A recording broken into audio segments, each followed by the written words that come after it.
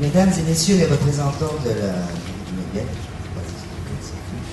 Mesdames et messieurs les représentants de l'Académie de Paris, les représentants des associations, monsieur le président de l'Association pour la mémoire des enfants juifs déportés du 9e, mesdames et messieurs les parents d'élèves, mesdames et messieurs les professeurs, chers anciens, collègues, élèves, chers élèves, je vous remercie infiniment pour votre présence ce soir. Avant de débuter cette commémoration, je tiens à saluer l'investissement de Madame Eppelbaum, qui est là-bas, professeur d'histoire, de Monsieur Rousseau, professeur de théâtre, voilà, et de nos élèves de 3e, pour l'organisation de cette cérémonie essentielle pour nous tous. Ce soir, nous sommes réunis pour nous souvenir. 24 élèves de Jules Ferry ont été arrêtés, déportés et assassinés entre 1942 et 1944 sous le régime de Vichy et l'occupation nazie.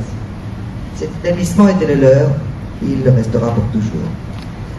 Notre devoir est de ne jamais les oublier.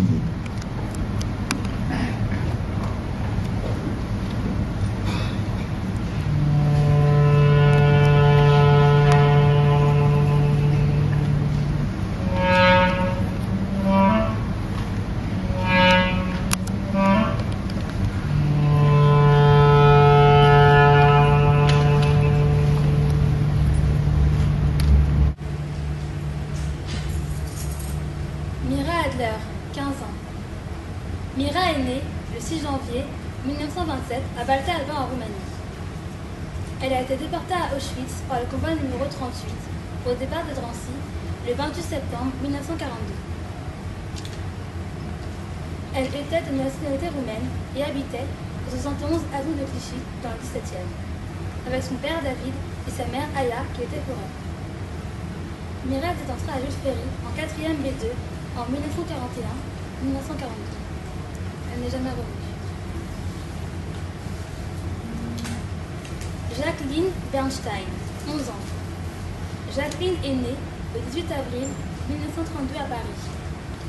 Elle a été déportée à Auschwitz par le convoi numéro 62 au départ de Drancy le 20 novembre 1943. À Drancy, son matricule d'internement était le 3371. Elle habitait au 45 rue de Raymond dans la 18e et son père était chargé de commerce. Jacqueline était en 6e A1 à Jules Ferry en 1942-1943. Elle n'est jamais revenue. Fortuné Choël, 18 ans. Fortuné est né le 25 novembre 1924 à Salonique, en Grèce. Elle est internée à Drancy, puis déportée le 9 novembre 1942 à Auschwitz. Son matricule à Drancy fut le 44. Elle était la fille de Riquetta Magrizo et Salomon Abraham Choël, commerçant. Avant la guerre, elle habitait à Salonique. Pendant la guerre, elle réside 36 rue La Croix, dans le 17e. Fortunée est arrêtée à Paris le 5 novembre 1942, alors qu'elle est en seconde B1 à Jules Ferry. Elle n'est jamais revenue. Paulette Cohen, 18 ans. Paulette est née le 29 novembre 1925 à Paris. Elle est déportée par le convoi 61 au départ de Drancy le 28 octobre 1943. Son matricule d'internement fut le 5666. Sa fiche de déportation indique qu'elle est étudiante lors de son arrestation. Elle n'est jamais revenue. Colette Goldblatt, 16 ans. Colette est née le 30 juin 1926. Elle est déportée par le convoi 32 au départ de Drancy le 14 septembre 1942. Elle habitait au 72 boulevard Ornano dans le 18e. Son père était tailleur modéliste. Elle était à Jules Ferry depuis 1938. En 1941-1942, Colette était en 5e B1 et avait passé son certificat d'études en 1939. Elle n'est jamais revenue.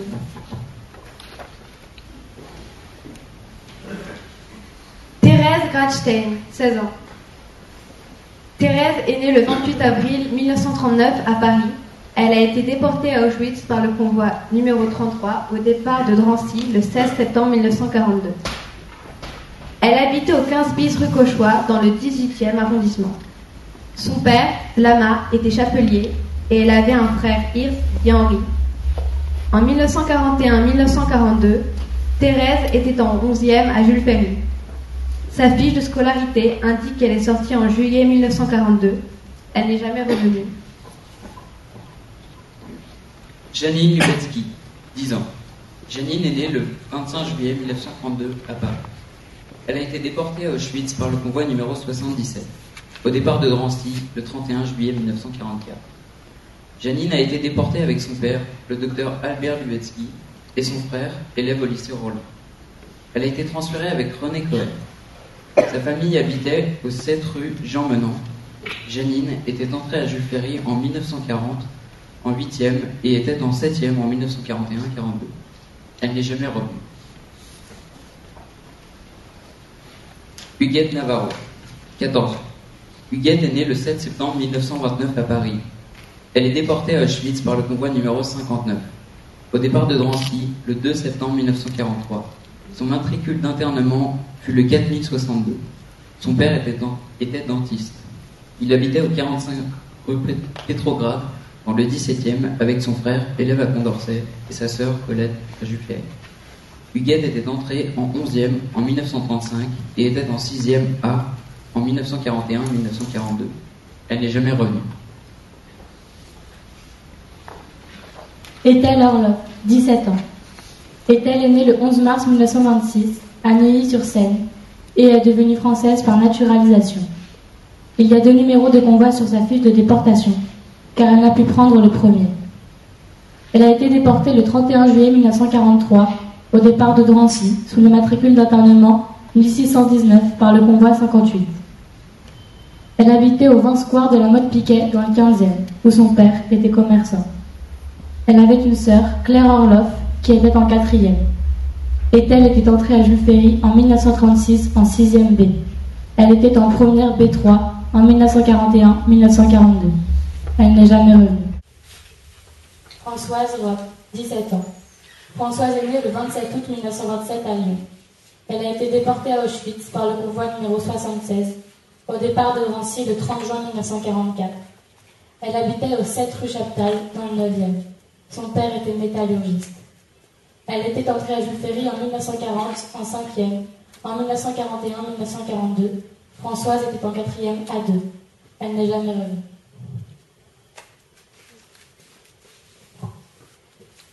Gilberte Rabinovitz, 17 ans. Gilberte est née le 15 septembre 1926 à Paris. Déportée de Drancy à Auschwitz par le convoi 69 du 7 mars 1944, son matricule d'internement fut le 14 944.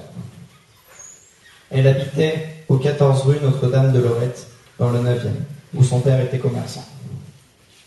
Elle était entrée à Jules Ferry en 7e en 1936 et était en seconde A en 1941-1942. Elle n'est jamais revenue. Jacqueline Rosenbaum, 14 ans. Jacqueline est née le 28 août 1927 à Paris. Elle est déportée par le convoi 16, parti de Pithiviers, le 7 août 1942. Elle est décédée le 11 août 1942 à Auschwitz. Elle était la fille de Jean-Kell et Zlandla Rosenbaum. Sa mère a été déportée par le convoi 14 et son frère Victor, qui était élève au lycée Chaptal, l'a été par le convoi 24. Ils habitaient au 22 boulevard Beaumarchais, dans le 11e. Jacqueline était entrée au lycée Jules Ferry en 6e A2 pour l'année 1940-1941. Elle n'est jamais revenue. Rose-Claire Weissman, 18 ans. Rose-Claire est née le 11 août 1925 à Paris. Elle a été déportée à Auschwitz par le convoi numéro 58 au départ de Drancy le 31 juillet 1943. Son matricule d'internement fut le 2160. Rose Claire vivait 36 rue Baudin dans le 9e arrondissement. Son père était instituteur. Elle était entrée à Jules Ferry en 1938 en 5e. En 1942-1943, Rose était en classe de philosophie. Sa fiche scolaire signale qu'elle est sortie en novembre 1942 et qu'elle est une Israélite internée. Elle n'est pas revenue.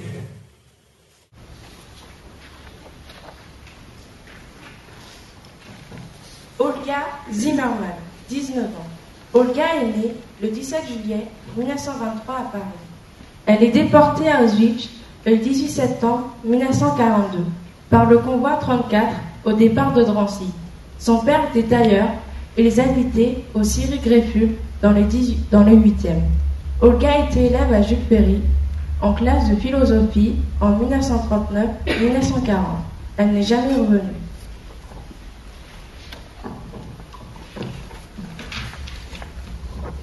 Michel Kleiner, 15 ans. Micheline est née le 3 mai 1927 à Paris. Elle a été déportée par le convoi numéro 20 au départ de Drancy le 17 août 1942. Elle avait été internée au camp de Pithiviers. Elle habitait au 35 rue des Batignolles, dans le 17e, et avait fréquenté l'école primaire de la rue Boursault. Son père était fourreur. Son frère était élève au lycée Carnot, où Micheline avait fait sa 6e. Elle était entrée en 5e à Jules Ferry en 1940. En 1941-1942, Micheline était en 4e A. Elle n'est jamais revenue. Nicole Alexandre, 15 ans. Nicole Alexandre est née le 25 février 1928. Elle a été déportée à Auschwitz par le convoi numéro 62, au départ de Drancy, le 20 novembre 1943. Libérée par la 3e section, le 19 janvier 1943, du dépôt où elle était détenue pour faux et usage de faux en matière de carte d'identité, elle fut mise à la disposition de la 5e section en vue de son internement au camp de Drancy pour une durée indéterminée le 20 janvier 1943.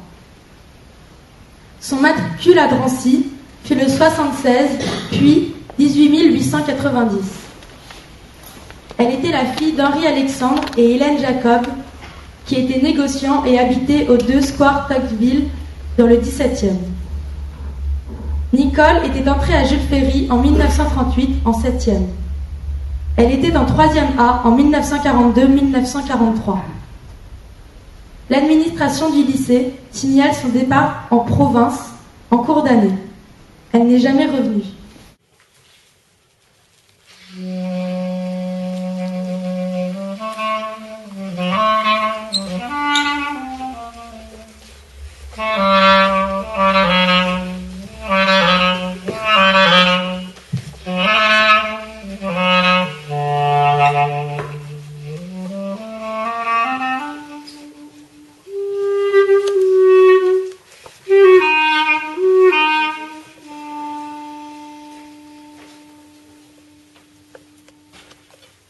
Serons-nous vivants le 2 janvier 1950 ?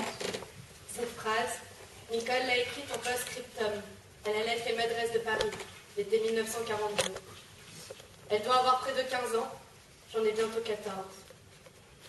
Nicole, juive, demeure à Paris dans son appartement du square de Tocqueville, seule avec sa mère qui l'empêche de sortir et l'occupe comme elle peut, avec des essayages. Serons-nous vivants le 2 janvier 1950 ? Nicole m'a fait grâce d'unir nos destinées. Je ne cours aucun risque, elle ne le sait pas. Je l'ai connue à l'automne 1940, au lycée Jules Ferry, place de Clichy. Nous étions toutes les deux inscrites en 5e A, français, latin, anglais. Elle avait choisi le lycée Jules Ferry plutôt que le lycée Racine, pourtant beaucoup plus proche de sa maison. Serons-nous vivants le 2 janvier 1950 ? Nos destins se sont séparés. Je ne suis pas juive. On a éliminé Nicole parce qu'elle est juive.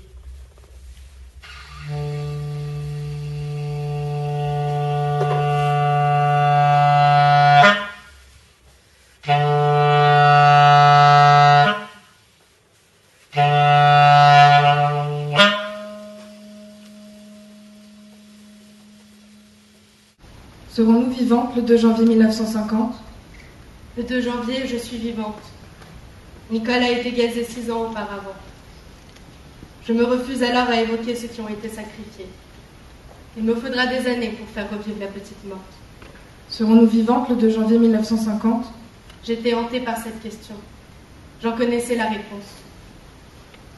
Inscrite alors en 5e au lycée Jules Ferry, place de Clichy, c'est là que je rencontre Nicole Alexandre. Elle est fille unique, d'un milieu aisé. Son père est dans le commerce de vêtements, sa mère ne travaille pas. Je ne me lie avec elle qu'en classe de 4e, où sévit un professeur de français latin-grec, mademoiselle Villemillier, qui deviendra Madame Parisé, après son mariage avec un spécialiste de Georges de la Tour. Nicole et moi avons pour complice et amie une boursière, mon aînée de 2 ans, André Guichard. À 14 ans, en classe de 4e, nous sommes, Nicole et moi, 2 gamines pâteuses. Je la revois, promenant son corps assez lourd dans la blouse beige, uniforme du lycée Jules Ferry. Des lunettes éclairaient son visage parsemé de taches de rousseur, qui semblaient faire écho à ses cheveux châtains. Serons-nous vivantes le 2 janvier 1950? L'arrestation du père de Nicole, envoyé à Drancy en 1942, ne nous affole pas. Nous espérons sa libération. Serons-nous vivantes le 2 janvier 1950? Nous bavardons interminablement, Nicole et moi. Chaque soir, je la raccompagne chez elle. Nous prenons le métro place de Clichy jusqu'à Villiers. En 1942, je voyage avec elle dans le dernier wagon, réservé aux Juifs. Je dévore, et Nicole après moi, de bons gros romans étrangers. Dans nos lectures, nous cherchons des maîtres. Nous y puisons la force, la volonté. Ces lettres nombreuses traduisent notre très grande complicité. Enfermée avec sa mère qui lui interdit les sorties solitaires, elle m'écrit le 31 juillet 1942. Nous nous barbons de compagnie. Nous goûtons ensemble et faisons nos courses en même temps. Elle est très gentille et je le lui rends. Parfaitement. Elle m'a fait faire une jupe, on l'a cru toute plissée. Une robe bleue à pois rouges, très jolie. Elle vient de m'acheter une robe de chambre bordeaux, imprimée, très jolie également, à mon humble avis, qu'elle m'a fait faire chez Charlie. Je suis donc continuellement dans les essayages, ce qui me passe le temps. Elle nourrit toujours l'espoir lointain du rendez-vous, ajoute en post-scriptum. Serons-nous vivantes le 2 janvier 1950?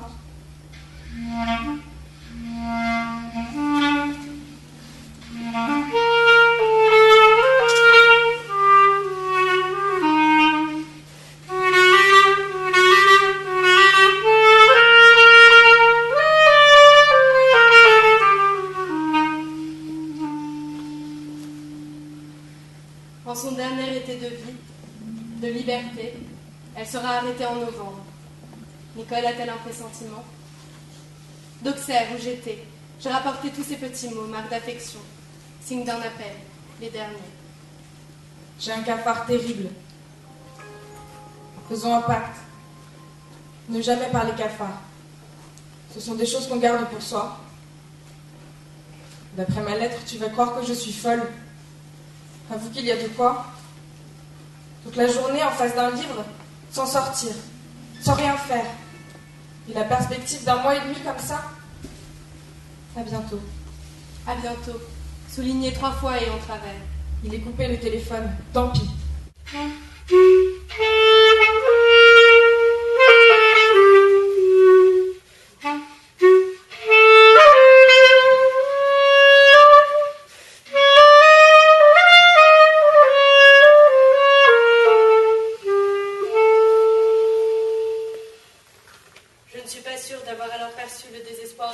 De Nicole. Serons-nous vivantes le 2 janvier 1950? Le 28 juillet, elle m'écrit. Comment peux-tu te barber quand tu peux faire du tennis, de la natation et du vélo? Elle ajoute. Il est vrai que je ne suis pas avec toi. Est-ce une plaisanterie? Nicole et sa mère étaient restées plus d'1 an à Drancy. Madame Alexandre Hélène, née le 10 juin 1900, sans profession, et sa fille Nicole, née le 25 février 1928, étudiante, figure sur la liste de départ pour Auschwitz, avec les numéros 75 et 76, leur numéro d'arrivée à Drancy. Le seul petit mot que j'ai reçu de Nicole à Drancy date du 27 février 1943. Après 3 mois d'internement, on dirait qu'elle cherche à me rassurer. Se montrer égale à elle-même, intellectuelle, passionnée par la lecture de La Reine morte de Monterland ou de Nell, de Ernest Pérochon. Mais Nicole me rappelle à tous ceux que nous fréquentions. Elle me raccroche à eux. Ma chère vieille Françoise, excuse-moi, après 3 mois d'internement, de n'avoir pas encore écrit. Mais c'est difficile. Nous avons toujours quelque chose à demander à Albert. Pendant que j'en suis à ces questions, tu recevras dans cette lettre des étiquettes. Pourrais-tu être assez gentille pour les apporter aussitôt à Albert, car sans ça je ne pourrais pas recevoir de colis. Ceci dit, parlons d'autre chose. Ne crois pas que nous soyons enfermés dans une chambre et que nous soyons affamés. On a à Drancy une grande liberté, et on n'est même pas obligé d'être rentré à 8 heures. J'étudie un peu, mais ça ne vaut pas les cours de Jules Ferry que je regrette. Je te le jure. À propos, donne le bonjour de ma part à ces bonnes vieilles 3e A, et à leurs profs si tu veux. Je travaille aussi à aider au camp les vieux étrangers arrivés il y a 15 jours.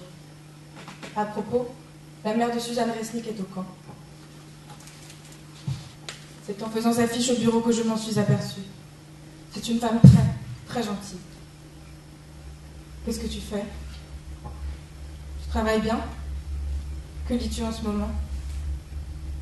Moi, j'ai lu la première partie de L'Idiot, Dostoïevski.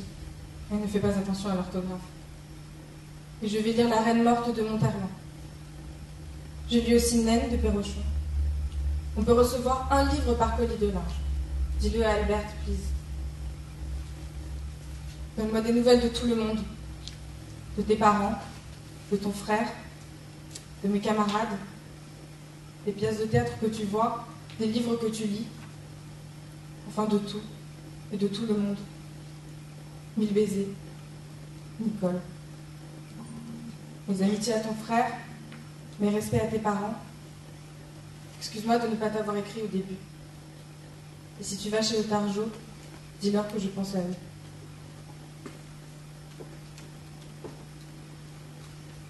Sur la photo de 5e, Nicole me regarde avec son petit air gentil, en même temps que Railleur.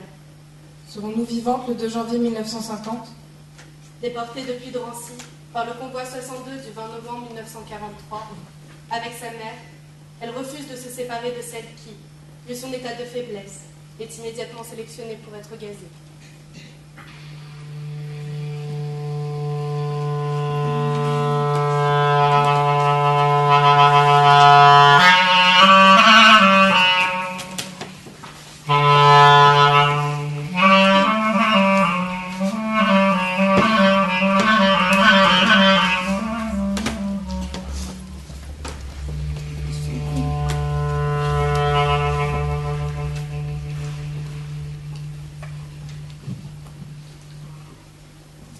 Alexandra Chaïkodé, 14 ans. Alexandra est née à Hambourg le 28 septembre 1928. Elle est de nationalité russe. Elle a été déportée à Auschwitz par le convoi numéro 14 au départ du camp de Pithiviers le 3 août 1942. Fiche de déportation indique qu'elle a été clôturée à la formation. Elle vivait au 49 rue Eugène Carrière et son père était comptable. Alexandra était entrée à Jules Ferry en 9e en 1937 et était en 5e A1 en 1941-1942. Elle n'est jamais revenue. René Cohen, 10 ans. René est né le 27 avril 1932 à Paris. Son numéro de convoi fut le numéro 44. Au départ de Drancy le 9 novembre 1942.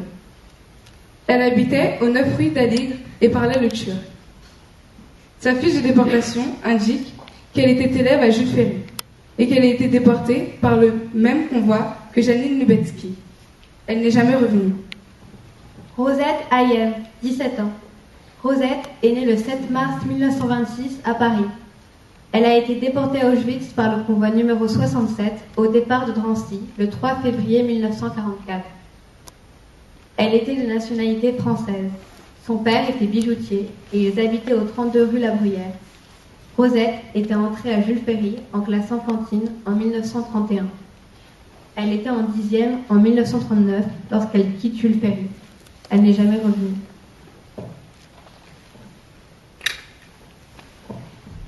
Estelle Mouflarge, 16 ans.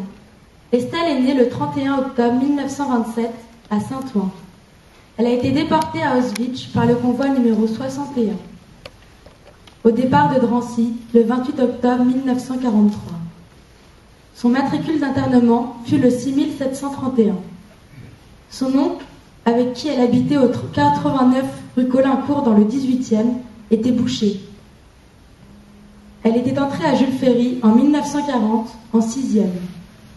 Estelle était en 5e A3 en 1941-1942. Elle n'est jamais revenue. Colette Navarro, 19 ans. Colette est née le 1er août 1927 à Paris. Elle a été déportée par le convoi numéro 59.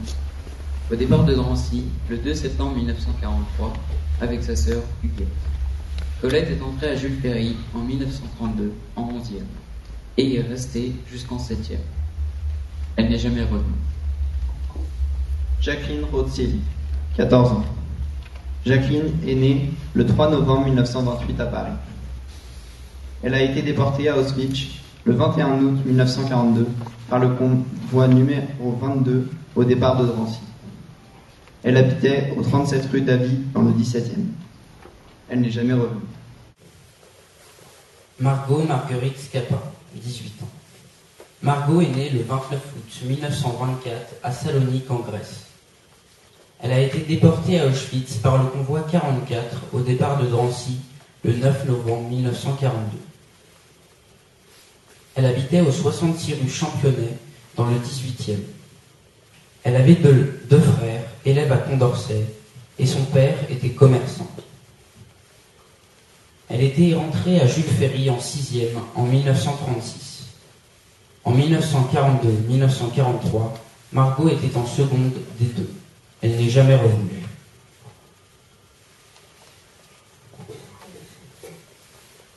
Etty Ménarel. Etty, qui fut élève à Jules Ferry, n'a pas été déportée, mais fut résistante à Paris. Elle est née à Salonique, en Grèce, le 6 avril 1926. Elle vivait au 5 rue de Clignancourt, dans le 18e, et son père était chef comptable. Elle était entrée à Jules Ferry, en 3e, en 1940-1941. En 1943-1944, elle est inscrite en philo-scientifique et passe son baccalauréat. C'est alors qu'elle était élève au lycée qu'elle s'engagea comme résistante dans la 6e des éclaireurs israélites de France.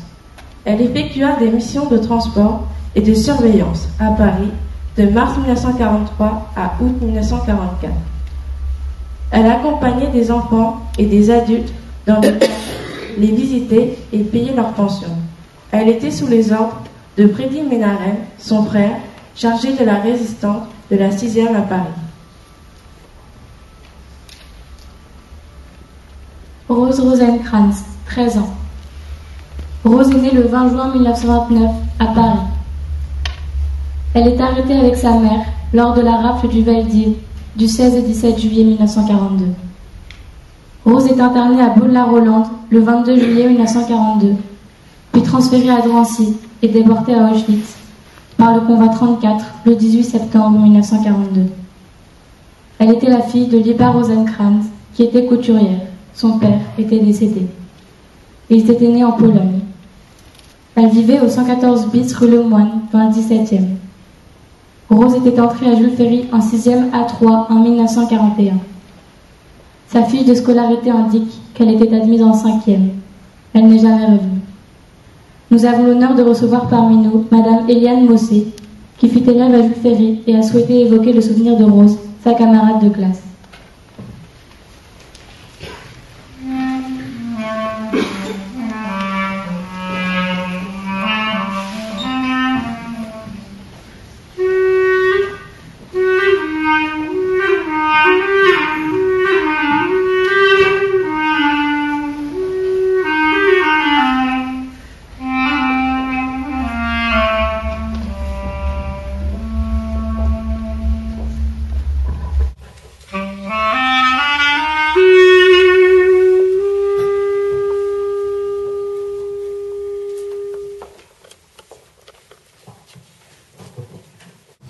aussi, j'ai trouvé cette... Je commence à pleurer. Excusez-moi. J'ai trouvé cette lecture extrêmement belle et émouvante et je crois que c'est je vais essayer de reprendre un petit peu. Donc j'ai trouvé cette lecture très belle, très émouvante, très bien dite par les jeunes élèves, avec beaucoup de sentiments. Et je voudrais effectivement vous parler un peu de Rose Rosenkrantz. Nous sommes deux ici à l'avoir connue, d'une part, et qui vivons encore, d'une part Ginette Paulet, qui est ici, et qui, comme moi, était en classe dans la 6e A1, je crois, du lycée Jules Ferry, dans l'année 41-42. Alors, quels sont mes souvenirs? Et d'ailleurs, j'en ai parlé au téléphone avec Ginette. Quels sont nos souvenirs de Rosette Rosenkrantz, nos souvenirs vivants? Elle était extrêmement gentille. Nous l'avons vue arriver dans la classe, timide, très sage, très gentille et extraordinairement douée. C'est-à-dire que elle avait 12 ans à l'époque et elle était très brillante. Elle répondait aux questions des professeurs de façon extraordinaire. Elle était toujours première. Certaines disaient que c'est la chouchou des professeurs parce que les professeurs l'admiraient beaucoup. Et en fait, nous l'admirions nous aussi beaucoup. Nous n'étions pas du tout jalouses d'elle parce qu'elle nous aidait, elle nous conseillait, elle était extrêmement gentille. Et quand nous avons parlé au téléphone avec Ginette, c'était effectivement ce trait de son caractère qui nous a le plus marqué, sa gentillesse. Alors, elle avait une adoration pour sa mère. Elle avait vraiment une relation fusionnelle avec sa mère. Elle était venue d'ailleurs un jour en classe en nous montrant un portrait qu'elle avait réalisé de sa mère, un portrait au fusain, le visage grandeur nature qui était extrêmement beau. Donc c'était une petite fille douée pour tout et d'une très très grande gentillesse. Je donnerai un petit détail à propos de l'adoration que nous avions pour elle. Nous nous étions cotisés pour lui acheter un bouquet de fleurs pour son anniversaire. Je n'ai jamais vu un exemple de ce genre dans toute ma scolarité. Alors, ce qui nous a rapprochés, Rose et moi, c'est que nous étions juifs toutes les deux et que nous en parlions. Qu'est-ce qui va nous arriver? Sa mère avait donc fui et s'était installée en France. Elle était inquiète, j'étais inquiète, mais nous avions quand même une insouciance de la jeunesse. Or, cette année 41-42 a été effrayante. C'était l'année où s'est mis en place tout le système répressif contre les Juifs. Il y a eu d'abord le statut des Juifs, la loi du 3 octobre 1940 portant statut des Juifs, qui définissait ce qu'étaient des Juifs. C'était ceux qui avaient 3 grands-parents juifs ou 2 grands-parents juifs, mais qui avaient épousé un conjoint ou une conjointe juive, etc. Il y avait donc une description de ce qu'était le juif ou la juive. Et dans les décrets d'application de ce statut, progressivement, nous étions dans un maillage absolument extraordinaire d'interdits. Interdiction de travailler dans les services publics, mais interdiction aussi de travailler dans des fonctions, dans des métiers libéraux. Interdiction de tout. Je vais vous donner un exemple, parce que c'est hallucinant, c'est kafkaïen, un exemple de certaines des interdictions pour les Juifs qui sont dans cette loi sur le statut des Juifs et les décrets d'application. Je vous en donne quelques exemples. Interdiction d'exercer une activité professionnelle, d'avoir une radio, un téléphone, d'utiliser les téléphones publics, d'aller dans un jardin public, de s'asseoir dans un autobus. Dans l'autobus, nous devions monter à l'arrière, sur la plateforme de l'autobus, il faut le voir léger, peu importe, interdiction de s'asseoir dans l'autobus. De monter dans le métro, sauf dans la dernière voiture, de sortir après 20 heures, d'aller dans un cinéma, un théâtre, un opéra, et même le Guignol de Luxembourg. Quel est le pervers qui a en plus inscrit le Guignol de Luxembourg dans les interdits? De prendre le train, d'aller à l'hôpital, d'aller dans les magasins en dehors des horaires tolérés, etc. Alors évidemment, on était dans l'impossibilité de tout respecter. Nous en parlions avec Rose. C'était pas possible. Par exemple, je ne sais pas si le métro était sur le point de partir. Ça nous est arrivé. C'est arrivé à mes sœurs quand elles revenaient de la fac. Elles montaient dans une dans une voiture autre que la dernière voiture, et ça pouvait valoir l'arrestation. Donc l'arrestation, ça voulait dire au bout du chemin, un camp de concentration et la mort. Je voudrais parler aussi de la loi qui a suivi immédiatement le statut des Juifs et qui concernait directement Rose. C'est la loi du 4 octobre 1940 sur les ressortissants étrangers de race juive et qui était considérée en surnombre, ces ressortissants étrangers de race juive. Cette loi annulait toutes les naturalisations qui avaient eu lieu sous la Troisième République, d'une part, et d'autre part, qui annulait la citoyenneté, si on veut parler de citoyenneté pour les enfants, le statut de juif pour les enfants nés en France. Vous savez qu'en France, il y a toujours, avec des nuances, le droit du sol, et qu'un enfant qui est né en France était et est en principe toujours considéré comme français.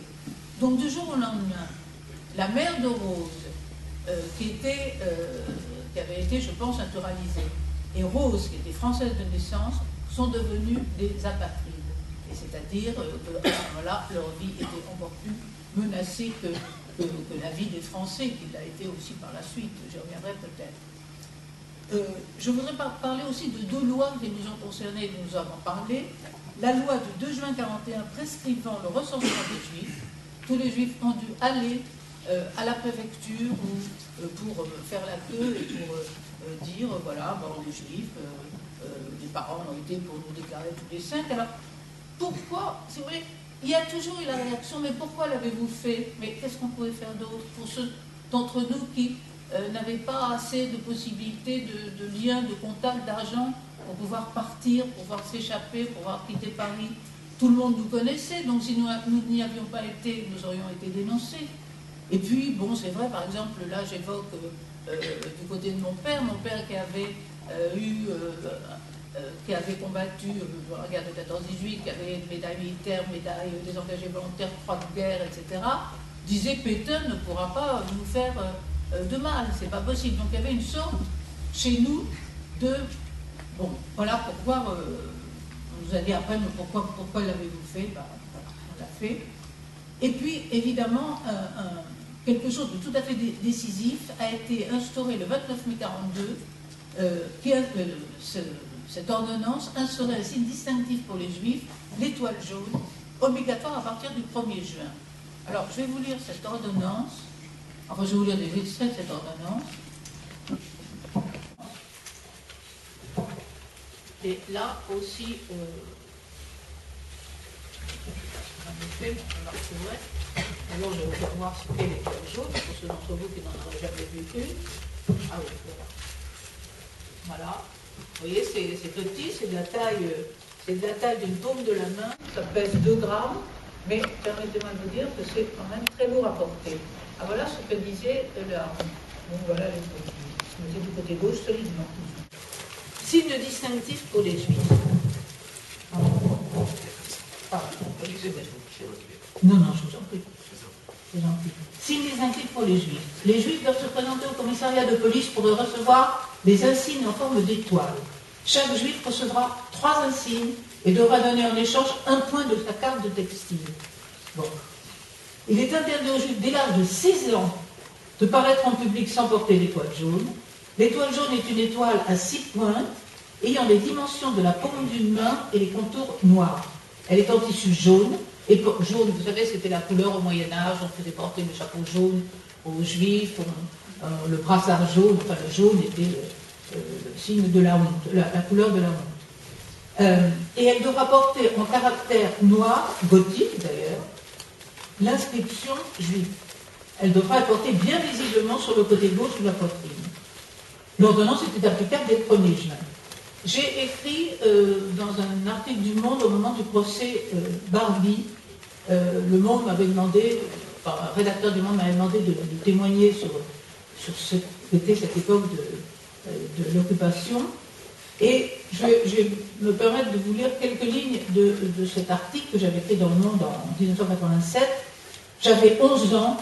Pendant 3 jours, j'ai essayé d'imaginer les réactions de mes professeurs et de mes camarades du lycée Jules Ferry.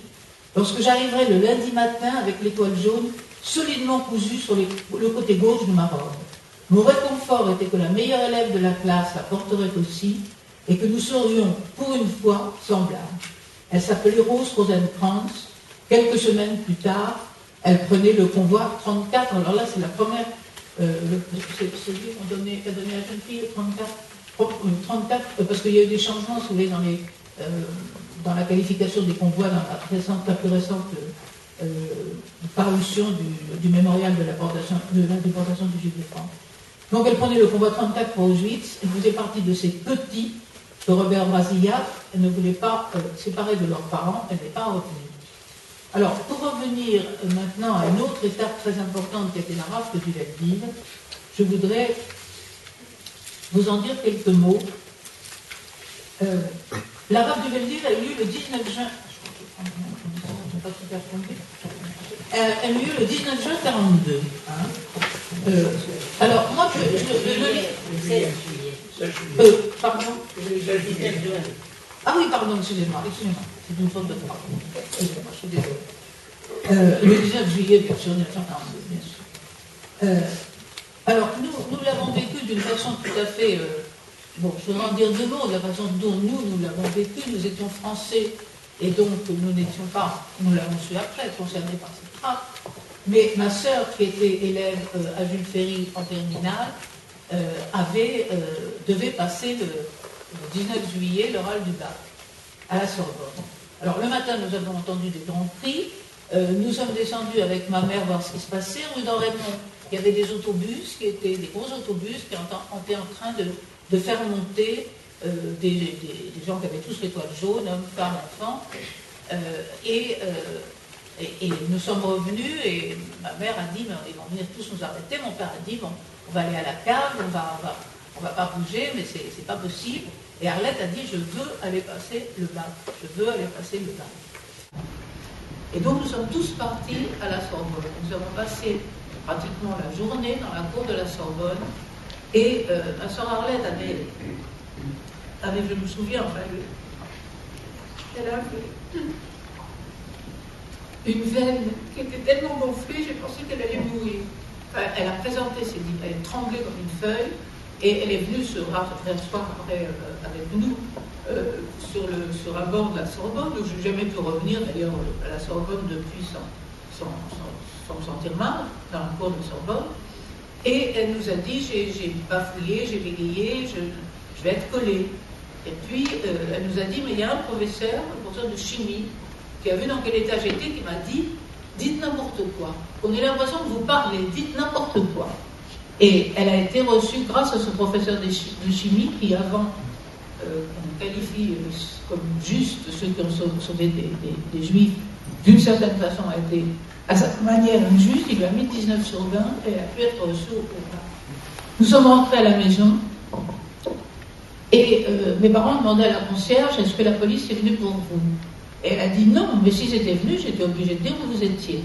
Voilà le type de réaction dont je me souviens. Donc, Rose et sa mère, Liba, ont été arrêtées à la rafle de Veldiv, et comme ça a été dit tout à l'heure, elles ont été séparées. Or, ça a dû être terrible pour elles, puisque après les quelques jours passés au Veldiv, l'une a été la mère à Beaune-la-Hollande et l'autre, la fille, à Drancy. Et on imagine chacune essayant de s'informer, mais qu'est-ce qui est-ce que vous connaissez Rose, est-ce que vous connaissez maman, enfin bon, ça devient absolument épouvantable pour elle. Et comme l'ont dit l'élève qui a lu la fiche, effectivement, elles ont été toutes les deux gazées et dans le convoi de 1000 personnes où était Rose, il y avait, je crois, 250 enfants qui ont tous été gazés à l'arrivée à Auschwitz. Voilà, alors voilà ce que je voulais dire sur Rose. Je pense souvent à elle. Chaque fois que j'ai arrivé d'écrire un article, de faire une intervention dans une télé, je pense par exemple à Arte sur les enfants juifs et l'occupation, je mentionne son nom parce qu'il faut qu'on garde son nom, comme il faut qu'on garde le nom de la mémoire de tous les enfants dont vous avez parlé, et que c'était très émouvant. Et je pense que, si vous voulez, nous sommes une petite poignée à avoir vécu cette période maintenant. Nous sommes vraiment marginaux, je dirais. Donc ceux d'entre nous qui ont encore une mémoire active, une mémoire vécue de cette période sont de moins en moins nombreux. Et quand nous ne serons plus, je pense que déjà aujourd'hui, l'histoire, et en particulier les enseignants d'histoire, nous ont beaucoup aidés pour cette commémoration, et donc il y a à la fois la mémoire et l'histoire, mais quand la mémoire aura disparu, la mémoire vivante, je pense qu'il faudra effectivement que l'histoire prenne le relais, prenne complètement le relais, et parle de cette période, en parle encore, pour éviter la négation, la banalisation de cette période épouvantable. Alors, je ne parle pas de ce qu'a été sans ça ma vive préoccupation, et en particulier à Jules Ferry, qui n'a pas été drôle. Donc, peut-être j'écrirai quelque chose sur Jules Ferry et cette période un jour. Bien, je vous remercie beaucoup. Excusez-moi d'avoir une voix un peu tremblotante, mais un, je suis enrhumée, et deux, de l'émotion m'a un peu... Voilà.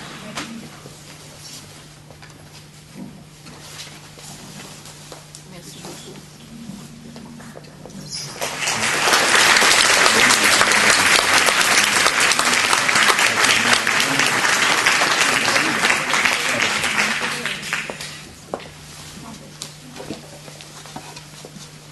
Oui, je crois que, voilà, moi je m'occupe du club de théâtre du lycée de Paris. Bien sûr, c'était pas du tout dans le même cadre. On voulait, on l'avait déjà fait d'ailleurs pour le 60e anniversaire de la libération des camps en 2005. On avait lu cette lettre de Françoise, voilà, Françoise, voilà, et on a fait une adaptation. Excusez-moi, je suis un peu aussi troublé, pour essayer de faire revivre. Moi, souvent, je leur disais aux élèves, quand je suis dans le lycée, je me dis, c'est incroyable, parce que cette Nicole Alexandre, c'est celle qui nous est le plus proche, parce qu'on a travaillé dessus, elle a été là, elle a été dans ce réfectoire, elle a été dans les couloirs, elle a été, et de façon barbare, elle a été un jour arrêtée, elle a été déportée, et que Françoise Verny et pris le temps, 60 ans après, parce que c'est quand Patrick Modiano lui a écrit un jour en lui disant, voilà, il avait écrit un livre qui s'appelle Dora Buder, et il lui a dit, je pense que certaines femmes doivent se souvenir d'une élève camarade qui a été déportée, et c'est important que le souvenir reste. Et ça a tilté chez elle quand elle a reçu ce mot. Elle a dit, mais bien sûr, moi aussi, j'étais élève au lycée Jules Ferry. Et elle a écrit ce livre, Nous reverrons-nous, le 2 janvier 1950.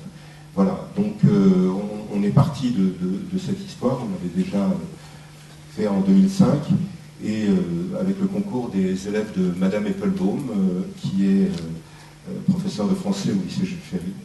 Voilà, c'est important. On est content que vous soyez déclassés. Et voilà, je veux remercier bien sûr tous les élèves qui ont participé à cette aventure. Merci beaucoup d'être venus. Je